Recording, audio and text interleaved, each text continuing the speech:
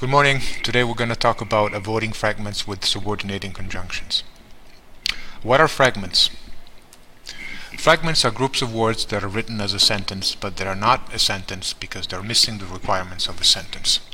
So, what are the requirements of a sentence? There are three. The first one is a subject, a noun such as I, you, John, Mary, or the cat.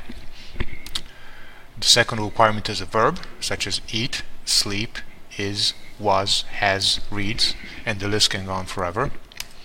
And the third requirement, which is actually the most tricky, is a complete thought. Let's look at an example. The cat sleeps in the kitchen. As you can see, we have a subject, the cat, that's the person or the thing that is sleeping. Sleeps is the verb. And the thought is complete. There is nothing that is left hanging within the sentence. Here's another sentence. My brother watches television late at night. The subject is brother, the verb is watches, and again, there is nothing that needs to happen within the sentence for the thought to be complete. Now, let's look at subordinating conjunctions. First of all, what is a subordinating conjunction? Subordinating conjunctions are words that are used to join different parts of a sentence. And these words serve a very special purpose. They help to express a logical relationship between the ideas that you combine within a sentence. Let's take a look at an example. First of all, this is a short list of subordinating conjunctions. There are more. And let's go back to the first sentence and see if we can combine them together using one of the words you saw in the box. Here they are. Think about it for a second. And keep in mind that you might be able to use more than one word to join these two sentences together.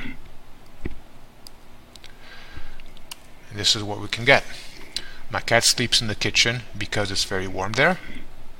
Or you can also say, my cat sleeps in the kitchen since it's very warm there. Now notice what I said about the logical relationship. The two ideas now are connected better.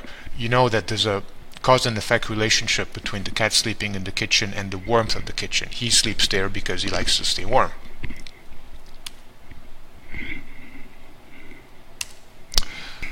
A common type of fragment involves subordinating conjunctions, and this is because of the way students punctuate, because of the way they put the periods. If you were to put a period after kitchen, you would break up the sentence into two parts. My cat sleeps in the kitchen, period, because it's very warm there. As we have seen, the first part of the sentence is a full sentence because it has a subject, a verb, and a complete thought. But the second part, it's not complete anymore because you have the word because.